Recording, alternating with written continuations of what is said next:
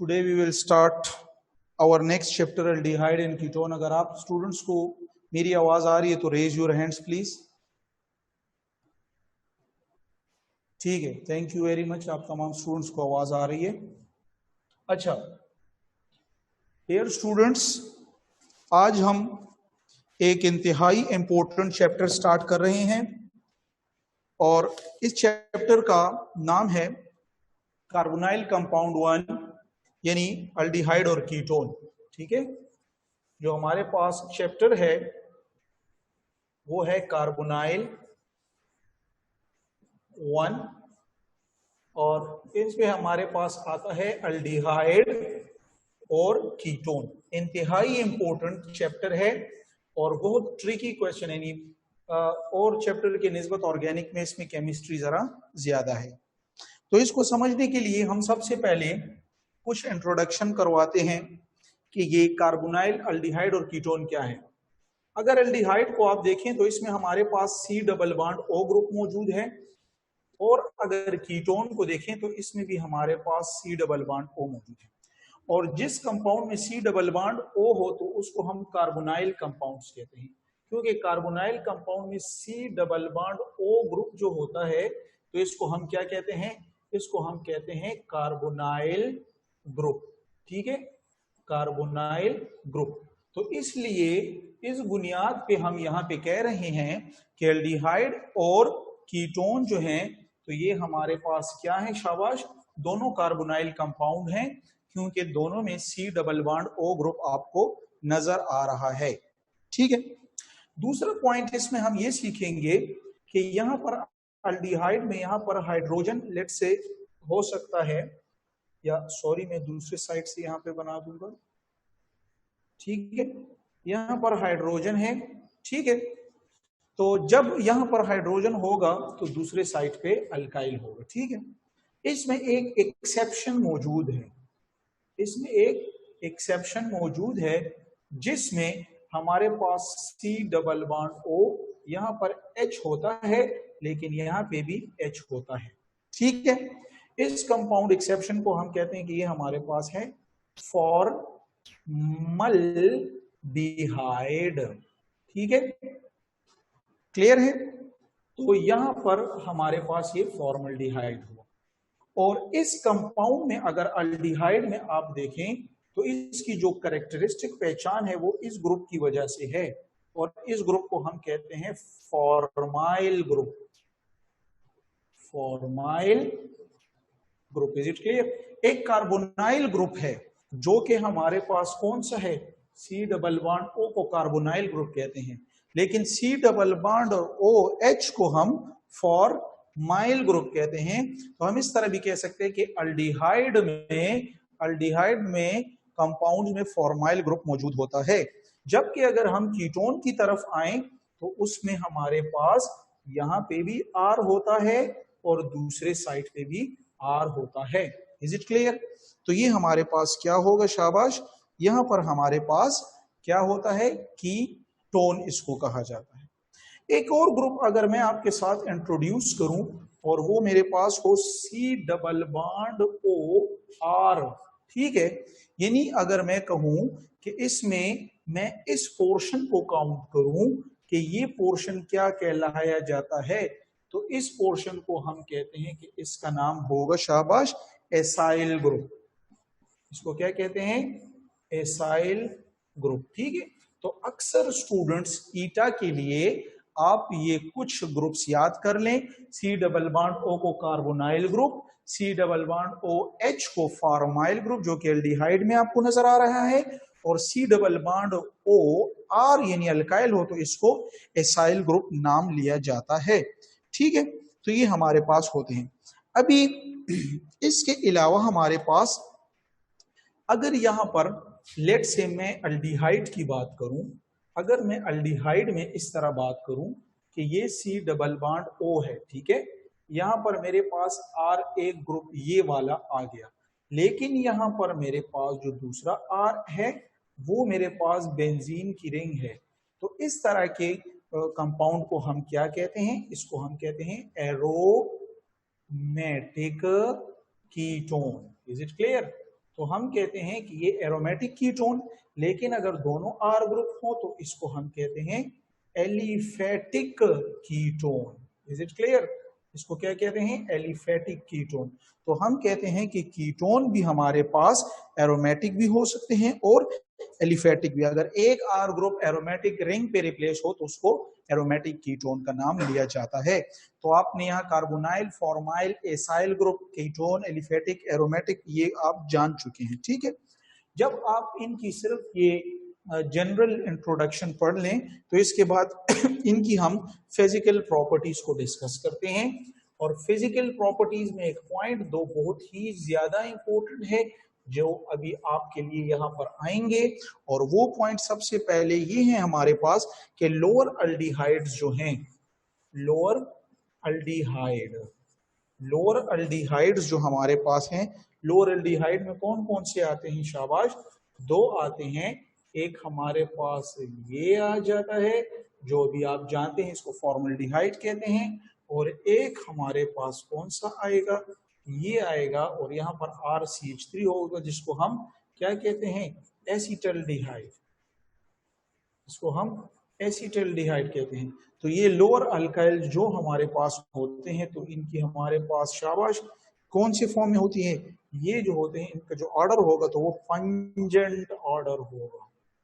Pungent order यानी घुटन, घुटन पैदा करेगा, सांस लेने में दुश्वारी। ठीक है, तो ये लोअर।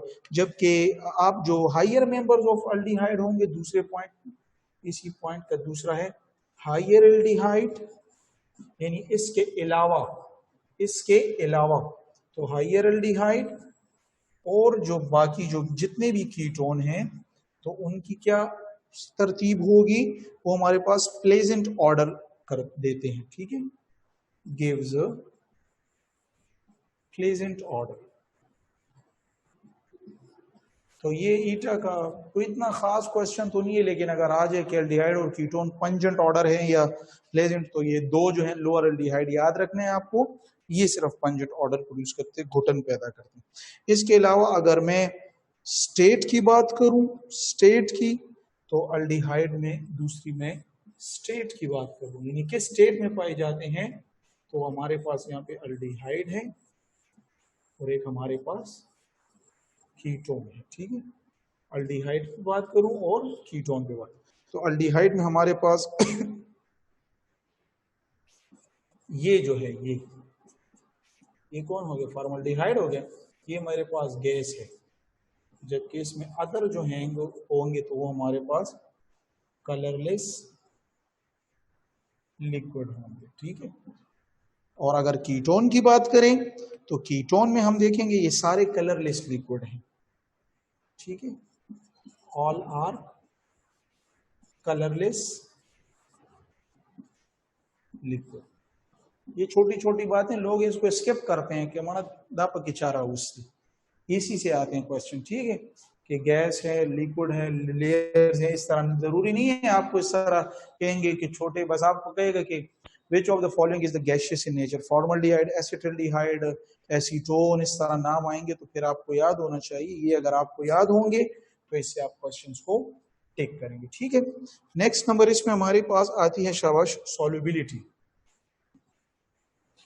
सॉल्युबिलिटी, तो सॉल्युबिलिटी को अगर आप डिस्कस करेंगे तो सॉल्युबिलिटी में हमारे पास कैसे आएंगे? शाबाश, सॉल्युबिलिटी में हमारे पास अप टू C4, यानी C4 तक, अप टू C4 जो होंगे वो हमारे पास वाटर सॉल्युबल होंगे, वाटर सॉल्युबल होते हैं। ठीक है,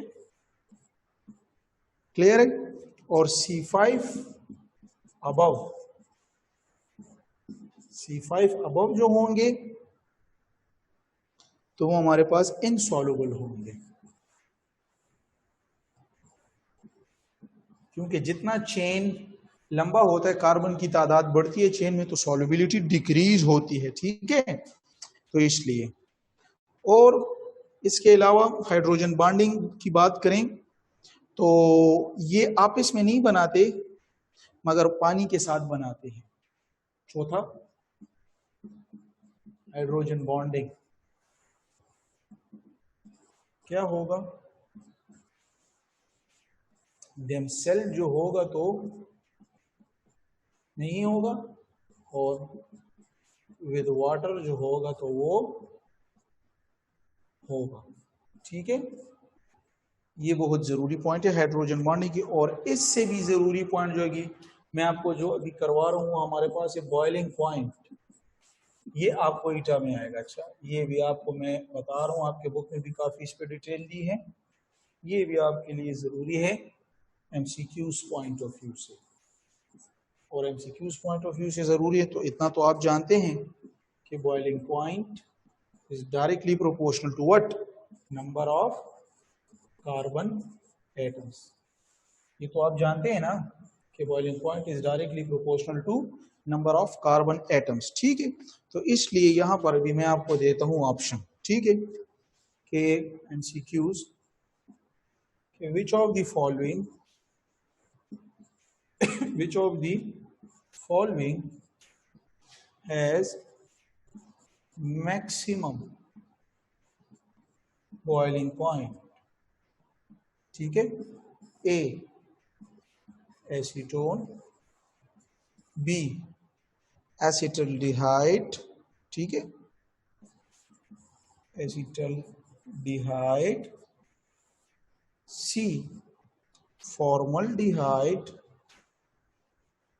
या D all have same boiling point. ठीक है, तो वोटिंग मैं आपसे जरा करूंगा, आपको पता चल जाएगा। तो जो स्टूडेंट्स कहते हैं कि ए ठीक है, ए के साथ एग्री कौन है, हाथ उठाए। 10, 11 स्टूडेंट्स, 12, 13, 14, 15, 16, 17, 18, 19, 20, 21, 22, 23, 24, 25, 24 स्टूडेंट, 25 स्टूडेंट, 26 स्टूडेंट, 27, यानी राउंड अबाउट मैक्सिमम स्टूडेंट ए के साथ एग्री हैं।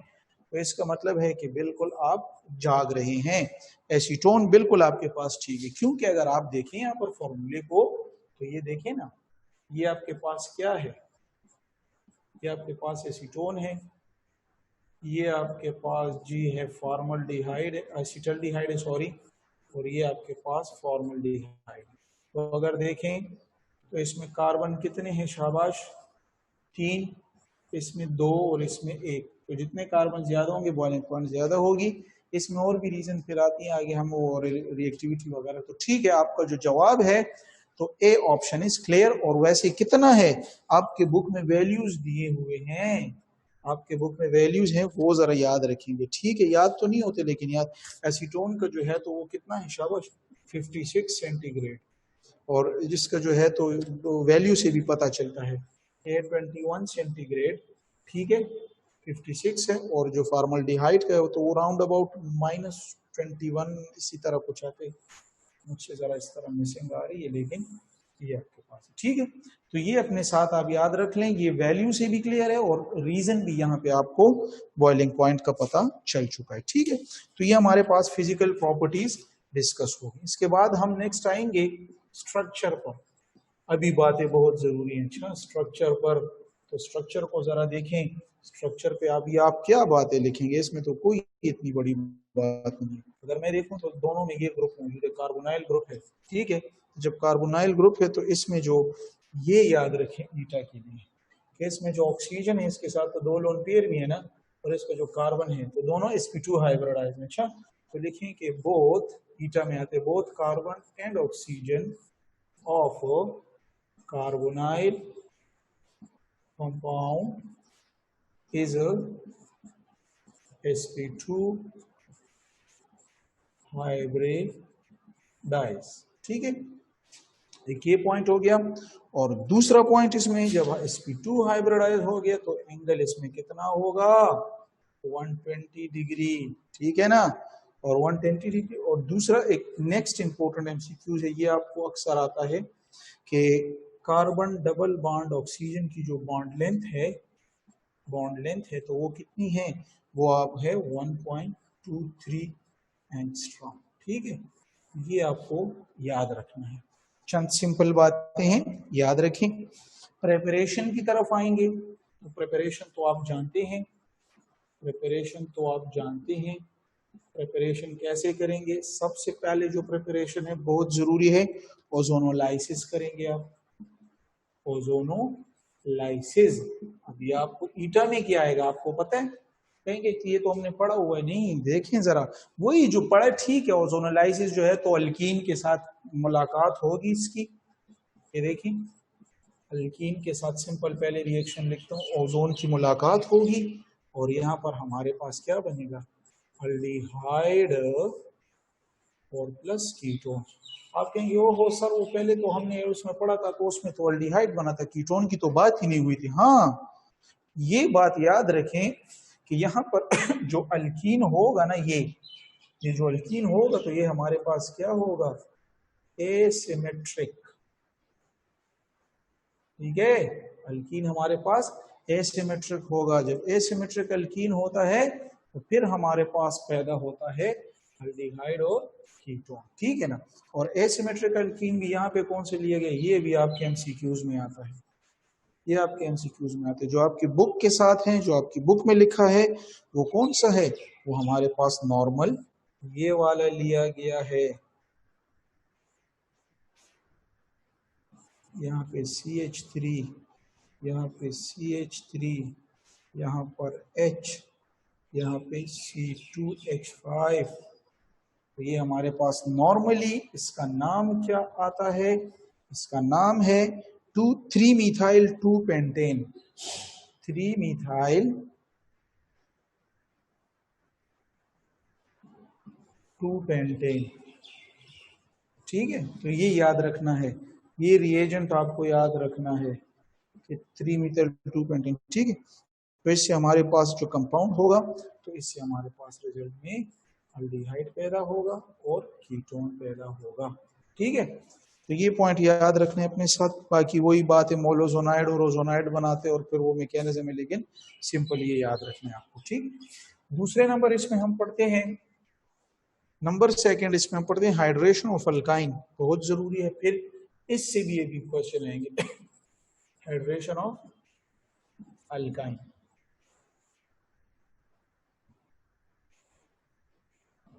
Hydration of alkyne. ठीक है, तो हाइड्रेशन ऑफ अल्काइन में फिर यही बात है कि अल्काइन हमारे पास कौन से हैं? अल्काइन के साथ किसको मिलाया जाएगा?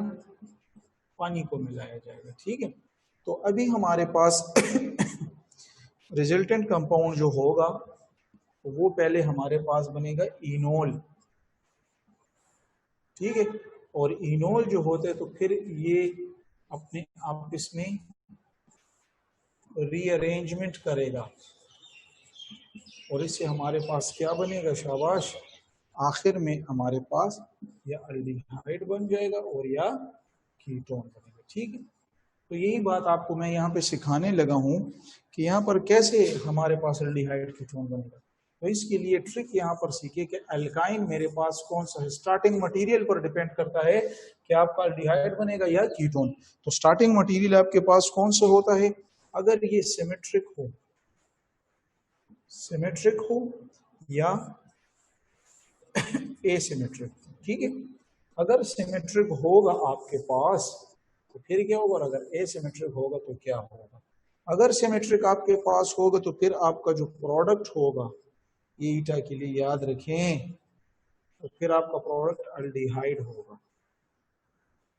ठीक है, और अगर एसिमेट्रिक एल्काइन लेंगे तो फिर आपका कीटोन होगा और इसमें मार्कानिकॉफ रूल का इस्तेमाल आएगा। ठीक है, तो ये भी आपके लिए एक जरूरी पॉइंट है एमसीक्यूज का, कि अपने साथ ये सीख लें कि हाइड्रेशन जब आप करेंगे इनोल बनेगी, इनोल रीअरेंजमेंट अल्डिहाइड कीटोन बनेगा, मगर अगर सिमेट्रिक होगा तो अल्डिहाइड और अगर एसिमेट्रिक होगा तो कीटोन। आपकी बुक में बिल्कुल ये मेंशन है दोनों एग्जाम्पल। ठीक है,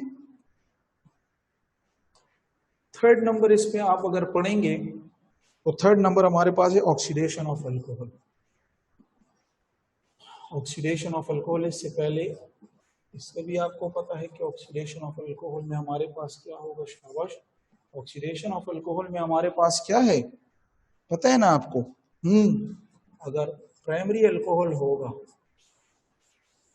तो ये हमारे पास प्रोड्यूस करेंगे क्या? शाबाश, ये ऑक्सीडेशन जब होगी तो ये एल्डिहाइड प्रोड्यूस करते हैं, ठीक है। एक ये आपके पास एमसीक्यूज हुआ। लेकिन अगर आपके पास सेकेंडरी क्या हुआ, 2 डिग्री अल्कोहल हुआ और इसकी आपने क्या की, ऑक्सीडेशन की, तो आपके पास प्रोडक्ट क्या होगा, कीटोन होगा, ठीक है। और अगर आपके पास क्या होगी, शाबाश, 3 डिग्री अल्कोहल आपके पास होगी और उसकी आप ऑक्सीडेशन करेंगे तो उसके साथ प्रोडक्ट आपको कुछ नहीं होता, ठीक है। तो ये 3 एमसीक्यूज जो हैं तो आपको आ सकते हैं, इससे पहले भी आपको ये पढ़ा चुके हैं हम। और इसमें अल्फा हाइड्रोजन नहीं होता जिसकी वजह से रीजन इसका आपको पता है। तो ये ऑक्सीडेशन ऑफ अल्कोहल हो गया। और चौथा भी इंपॉर्टेंट है, एक एमसीक्यूज इसमें आता है और वो हमारे पास है Friedel Crafts acylation. Friedel Crafts acylation,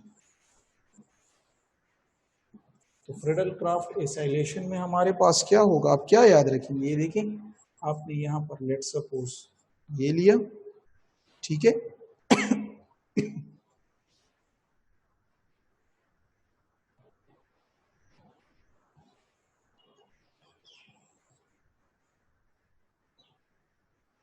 Friedel Crafts acylation में आपने हमारे पास क्या लिया, शाबाश।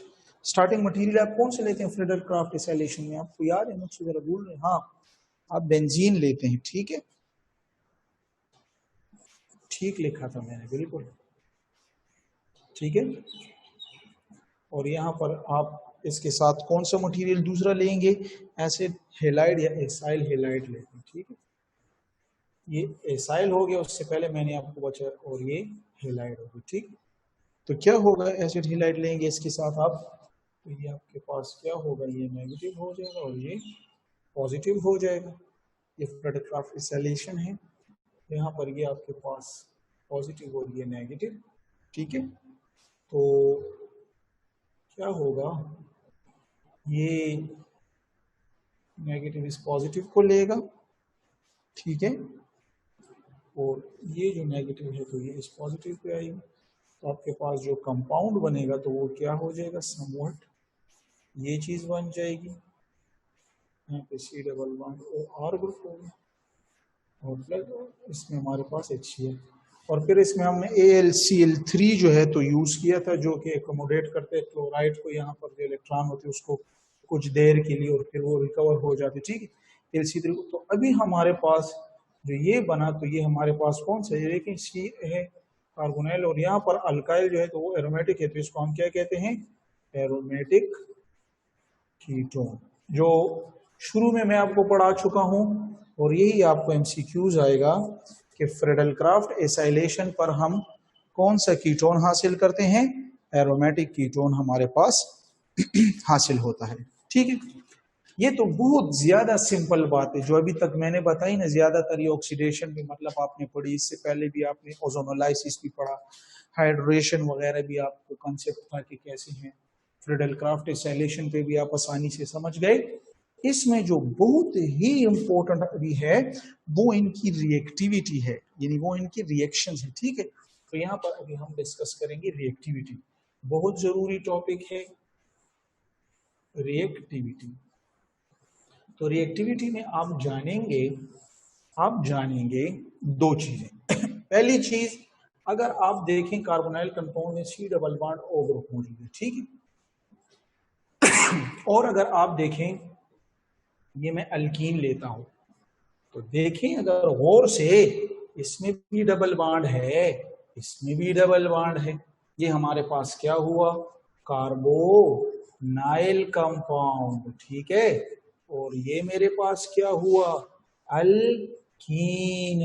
और इंट्री टेस्ट के स्टूडेंट हैं तो देखें ये कौन सा रिएक्शन करता है, शाबाश, ये जो प्रेफर करता है इसको हम कहते हैं, इसमें यहाँ पर ये नेगेटिव चार्ज है, यहाँ पर पॉजिटिव, तो ये न्यूक्लियोफिलिक एडिशन रिएक्शन, ठीक है। ये बहुत जरूरी है एमसीक्यूज में, ईटा के लिए एक न्यूक्लियोफिलिक सब्स्टिट्यूशन है, एसएन रिएक्शन जो अल्काइल हैलाइड की कैरेक्टरिस्टिक प्रॉपर्टी है। लेकिन यही चीज आपके लिए एमसीक्यूज के लिए जरूरी है कि जो अल्डिहाइड और कीटोन है यानी जो कार्बोनाइल कंपाउंड है उनकी कैरेक्टरिस्टिक रिएक्शन क्या है, ये ईटा में आता है। तो इनकी जो कैरेक्टरिस्टिक रिएक्शन है वो है न्यूक्लियोफिलिक एडिशन रिएक्शन। ठीक है, क्लियर है ना? अभी मैं समझाता हूं कि ये कैसे। और अगर यहां पर आप देखें अल्कीन को, तो अल्कीन की जो कैरेक्टरिस्टिक रिएक्शन है वो क्या होगी? शाबाश, वो होगी electrophilic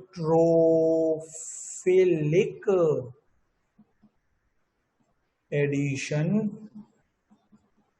reaction. Is it clear? Electrophilic addition reaction, ठीक है ना? तो यहाँ पर ये इसकी कैरेक्टरिस्टिक रिएक्शन है। और इसमें फिर रीजन फिर क्या बताई गई है? रीजन वही बताई गई है क्योंकि यहाँ पर क्या होता है, इलेक्ट्रोफाइल के लिए इलेक्ट्रॉन अवेलेबल होते हैं, जबकि यहाँ पर ये इलेक्ट्रॉन शिफ्टिंग करते यहाँ पर आते हैं जिससे पॉजिटिव चार्ज क्रिएट होता है। और न्यूक्लियोफाइल के लिए यहाँ अटैक आसान हो जाता है क्योंकि पॉजिटिव जो होता है तो वो कार्बन इलेक्ट्रोफिलिक कैरेक्टर का होता है। तो अभी इसी बात को हम समझते हैं। तो ईटा के लिए इतना बहुत याद रखें कि अल्कीन और कार्बोनाइल कंपाउंड दोनों में डबल बॉन्ड मौजूद है। एक कार्बन कार्बन में है, कार्बन ऑक्सीजन में है, तो जिसकी वजह से ऑक्सीजन वाला इलेक्ट्रोनेगेटिविटी ज्यादा है कार्बन कार्बन की निस्बत। तो कार्बन कार्बन में इलेक्ट्रॉन पाई रहते हैं, जबकि इसमें ऑक्सीजन की तरफ चले जाते हैं, कार्बन पे पॉजिटिव आते हैं और पॉजिटिव सेंटर पे न्यूक्लियोफाइल आसानी से रिएक्ट करके अटैच हो जाता है। तो इसलिए ये न्यूक्लियोफिलिक एडिशन रिएक्शन को प्रेफर करेगा। ठीक है, अभी यहाँ पर अगर हम कार्बोनाइल कंपाउंड की आगे बात करें तो याद रखें कार्बोनाइल कंपाउंड में ये पोजीशन होती है।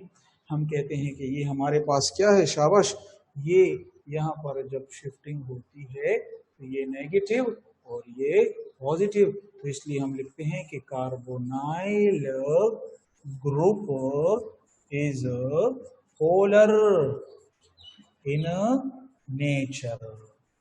तो कार्बोनाइल ग्रुप जो होगा तो वो नेचर में पोलर होता है। ठीक है, दूसरी इसकी जो इंपॉर्टेंट बात है, दूसरी इसकी बात, तो ये जो आपको नजर आ रहा है न्यूक्लियोफाइल जो है तो इधर आता है। ठीक है, तो इसको क्या कहेंगे? चूंकि ये तो खुद पॉजिटिव है तो ये तो इलेक्ट्रॉन यानी नेगेटिव जो इसके साथ है उससे लव करता है, तो इसको हम कहते हैं इलेक्ट्रोफिलिक कार्बन। इसको कार्बोनाइल कार्बन भी कहते हैं। ठीक है, जब इसमें ये हो, ऐसे हो, ऐसे, जब इसमें चार्ज इस पे ना हो तो इस मर्तबा इसको हम कार्बोनाइल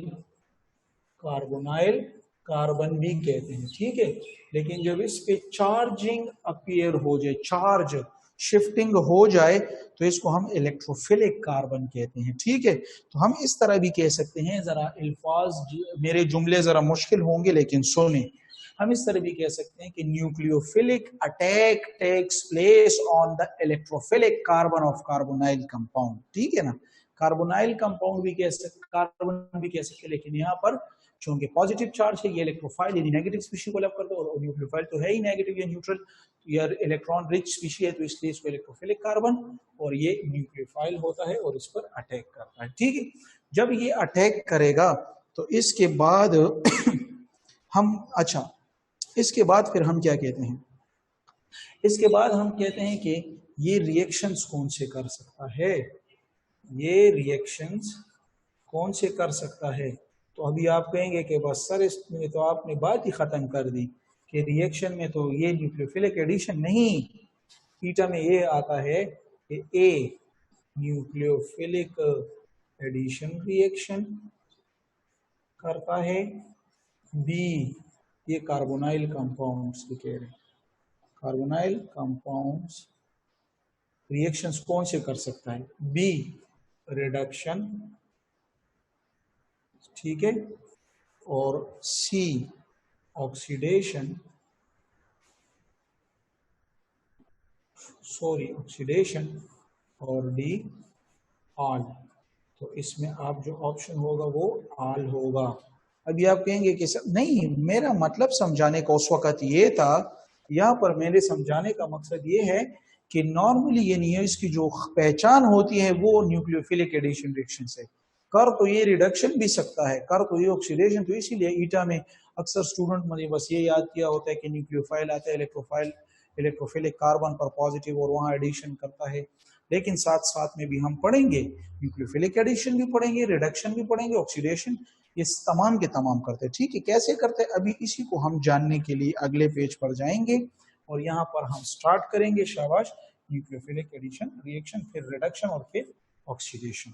ठीक है, तो नेक्स्ट पेज पर अभी जब हम आ गए तो हम यहाँ पर शाबाश स्टार्ट करेंगे किसको, कार्बोनाइल कंपाउंड के न्यूक्लियोफिलिक एडिशन रिएक्शन को। ठीक है, न्यूक्लियोफिलिक एडिशन रिएक्शन। तो अभी आपको पता है न्यूक्लियोफाइल आएगा, कार्बन पॉजिटिव पे आएगा, तो न्यूक्लियोफिलिक एडिशन रिएक्शन जो होता है तो ये आप लिखें कि occurs in two mediums. Nucleophilic addition reaction है तो टू मीडियम, एक हमारे पास होता है एसिड कैटालाइज्ड में, ठीक है, तो इसलिए यहां पर हम इनके नाम लिख लेंगे। पहले इसमें क्या होगा, acid catalysed nucleophilic addition reaction. ठीक है, एक एसिड कैटालाइज है, ठीक है ना, और दूसरा कौन सा है शाबाश, base catalyse nucleophilic addition reaction. ठीक है, एक एसिड कैटालाइज और एक बेस्ड कैटालाइज, ये एसिड कैटालाइज और ये बेस कैटालाइज। बहुत ही जरूरी है, बहुत ही जरूरी है, एमसीक्यूज इस पे आ रहे हैं, बहुत जबरदस्त, आप समझते हैं। सिर्फ एक छोटी सी ट्रिक इसमें इन्वॉल्व है, वही ये भी पढ़ेंगे। ठीक है, तो लिहाजा हम यहाँ पर अभी क्या स्टार्ट करेंगे, एसिड कैटालाइज्ड रिएक्शन। ठीक है, तो ये हमारे पास कैसे होगा, इसका स्टेप नंबर 1 होता है, इसका स्टेप नंबर 1 होता है। स्टेप नंबर 1 में इसमें क्या होगा, एसिड इलेक्ट्रोफाइल। अच्छा, यहाँ पर ये एक एमसीक्यूज में यहाँ पर करवा दूंगा और यहाँ पे मैकेनिज्म में फिर आपसे मिलूँ कि इसमें जो एमसीक्यूज होगा तो इसमें जो न्यूक्लियोफाइल होता है ना, न्यूक्लियोफाइल वो कौन सा अटैक करेगा, शाबाश, हाँ, weak nucleophile. Acid catalyse can attack easily, ये ईटा में आता है। ठीक है, और यहाँ पे एमसीक्यूज में क्या होगा, यहाँ पर क्या होगा, न्यूक्लियोफाइल जो होगा तो वो क्या होना चाहिए, स्ट्रॉन्ग होना चाहिए, ये बहुत जरूरी है। ठीक है, और इसके मैकेनिज्म को जब हम यहाँ पे सीखेंगे, यानी वीक और स्ट्रॉन्ग क्यों होता है, तो इसी का कंसेप्ट अभी आप देखें। इसका कंसेप्ट कुछ इस तरह है एसिड और बेस कैटालाइज में, कि सबसे पहले जो स्टेप नंबर 1 है, तो इसमें जो ये ग्रुप है ना, ये, ठीक है, इस पे यहाँ पे मिसाल नेगेटिव चार्ज आया, ठीक है, तो इसमें फर्स्ट स्टेप में फर्स्ट प्रोटोनेशन होती है, क्योंकि फर्स्ट स्टेप है ना, और ये क्या है, एसिड, एसिड क्या होता है, H+ होता है। ठीक है, तो H+ इसमें मौजूद होता है, ठीक है ना, तो H+ होता है, तो H+ किस तरह आएगा, देखें हम, ये यहाँ पर मैं इस तरह बना दूँ, कोई इतनी बड़ी बात नहीं इस ग्रुप को। ठीक है, और यहाँ पर मैं क्या करूँगा, शाबाश, यहाँ पर मैं नेगेटिव कर दूंगा, यहाँ पर पॉजिटिव कर दूंगा, और यहाँ पर कौन आ गया, एसिड मीडियम में है तो एसिड कैटालाइज, तो पहला H+ आ गया, ये H+ जो है तो इस नेगेटिव इसको ले लेगा, तो इसमें हमारे पास क्या चीज बन जाएगी पहले स्टेप में, शाबाश, C, ये सिंगल बॉन्ड रह गया यहाँ पर, ये O, और यहाँ पर कौन आ गया, यहाँ पर वो H आ गया, और यहाँ पर पॉजिटिव चार्ज रह गया। पॉजिटिव चार्ज क्यों आए, क्योंकि ये इलेक्ट्रॉन जब यहाँ पर शिफ्टिंग की तो इस कार्बन पर पॉजिटिव चार्ज आ गया। जब पॉजिटिव चार्ज आ जाता है तो फिर क्या होगा, शाबाश, फिर क्या होगा, फिर यहाँ पर स्टेप नंबर टू हो जाएगा। और स्टेप नंबर 2 में इस स्पीशीज को भी आप आगे उठाएं, कोई भी देखें न्यूक्लियोफाइल कैसे आएगा। शाबाश, न्यूक्लियोफाइल कहाँ से आएगा, पानी से आएगा ना। ये देखिए, ये देखिए, ये OH नेगेटिव, और ये रिकवरी हो गई। तो ये जो है, तो इसको डायरेक्ट पॉजिटिव चार्ज नजर आ रहे तो आसानी के साथ आ जाता है।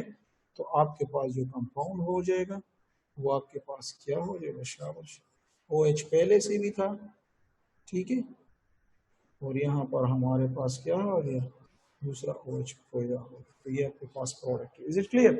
तो इसलिए हम कहते हैं कि एसिड कैटालाइज्ड रिएक्शन जो होगा तो वो क्या करेगा, वो जो है तो वीक न्यूक्लियोफाइल, यहाँ पे मैं आपको जरा ट्रिक समझाता हूँ। यहाँ पे वीक न्यूक्लियोफाइल इजीली अटैक करते हैं, और रीजन लिखें, बिकॉज एसिड कैटालाइज पहले प्रोटोनेशन से, फर्स्ट प्रोटोनेशन होती है तो इस पे कार्बन पॉजिटिव अपीयर हो जाते हैं, तो इलेक्ट्रोफिलिक कैरेक्टर कार्बन की ज्यादा होती है। तो हम लिखते हैं बिकॉज इलेक्ट्रोफिलिक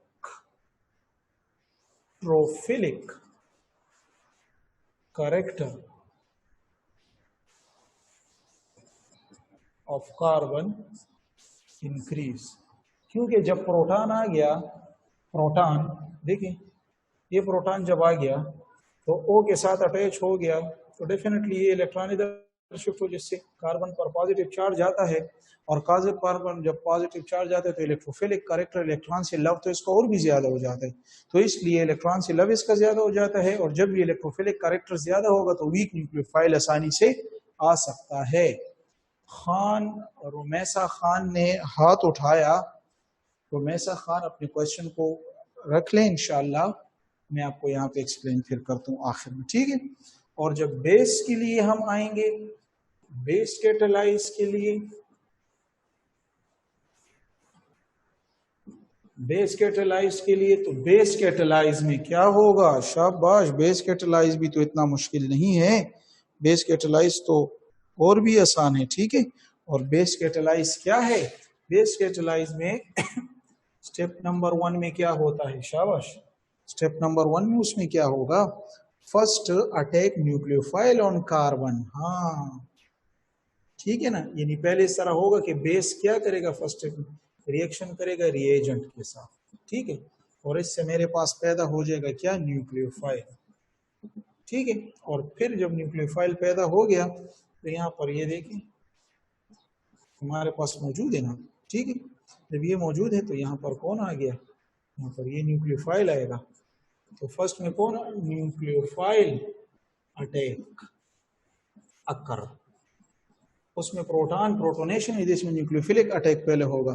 तो OH जो है तो ये बतौर न्यूक्लियोफाइल है, ये बेस नहीं है, ये बतौर न्यूक्लियोफाइल है, ठीक है। क्योंकि रिएजेंट में 2 पोर्शन होते हैं, एक पॉजिटिव और एक नेगेटिव। तो ये नेगेटिव पोर्शन जो होते हैं तो ये न्यूक्लियोफाइल होते हैं, ठीक है, ये न्यूक्लियोफाइल होते हैं। और ये यहाँ पर OH है, तो OH जो है तो यहाँ पर जब आएगा तो क्या हो जाएगा, शाबाश, इसके नतीजे में ये चीज बन जाएगी, ये कार्बन, ये यहाँ पर ऑक्सीजन थी, ठीक है। और इसके पास तो इलेक्ट्रॉन है ना, तो यहाँ पर जब पॉजिटिव चार्ज जाते तो ये इसके पास अट्रैक्ट हो जाता है, और ये जब अट्रैक्ट होते तो ये मजबूरन यहाँ पर इलेक्ट्रॉन को शिफ्ट करते, ठीक है। तो यहाँ पर हमारे पास कौन आ गया, OH आ गया, ठीक है। और फिर स्टेप नंबर 2 में फिर क्या होता है, स्टेप नंबर 2 में फिर इसी स्पीशी की जो होती है, तो ये देखिए सी, ये वो न्यूक्लियोफाइल आया था, ये और यहाँ पर कौन आ जाता है, शाबाश। फिर यहाँ पर वही अगर रिएजेंट में लूँ तो यहाँ पर अभी इस मरतबा ये बेस रिकवर हो जाता है, और ये प्रोटोनेशन जो होती है तो ये होती है, तो इससे हमारे पास टारगेटेड प्रोडक्ट जो है तो क्या हो जाएगा, जो भी प्रोडक्ट होगा तो ये हमारे पास है, ठीक है।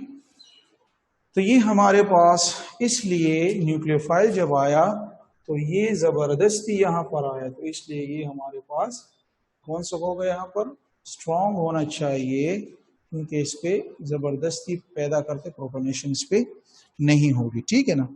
तो यही बुनियादी बातें थी आपके पास रिएक्शन के बारे में, ठीक है ना, एसिड और बेस कैटालाइज्ड। इस तरह जब ये पढ़ लें तो इसमें हमारे पास आती है relative reactivity, relative reactivity, relative reactivity of aldehyde, aldehyde और कीटोन की। ठीक है, तो रिलेटिव रिएक्टिविटी में यानी एल्डिहाइड और कीटोन में कौन से मोर रिएक्टिव हैं, तो ये तो आप जानते हैं कि दो रीजन हैं। नंबर वन रीजन क्या है, शाबाश शाबाश, कौन सा है, स्टीरिक हैंड्रेंस, स्टीरिक हैंड्रेंस। और दूसरा हमारे पास है शाबाश इलेक्ट्रॉनिक इफेक्ट, इलेक्ट्रॉनिक इफेक्ट। ठीक है, ये दो रीजन हैं जिनके बुनियाद पर हम कहते हैं कि रिएक्टिविटी कौन ज्यादा है। तो इस में जीत किसकी हुई, तो एमसीक्यूज यहाँ पर क्या होगा, शाबाश, इस कंसेप्ट के बुनियाद पर हम क्या कहते हैं कि aldehyde is more reactive than ketone. और यहाँ पर लिखते हैं रिएक्टिविटी, हाँ व्हाट, रिएक्टिविटी ऑर्डर। तो रिएक्टिविटी ऑर्डर जो है तो अल्डिहाइड की जो है तो कीटोन से ज्यादा है, और एक स्टीरिक हैंड्रेंस और इलेक्ट्रॉनिक इफेक्ट जो है तो ये दोनों रीजंस हैं।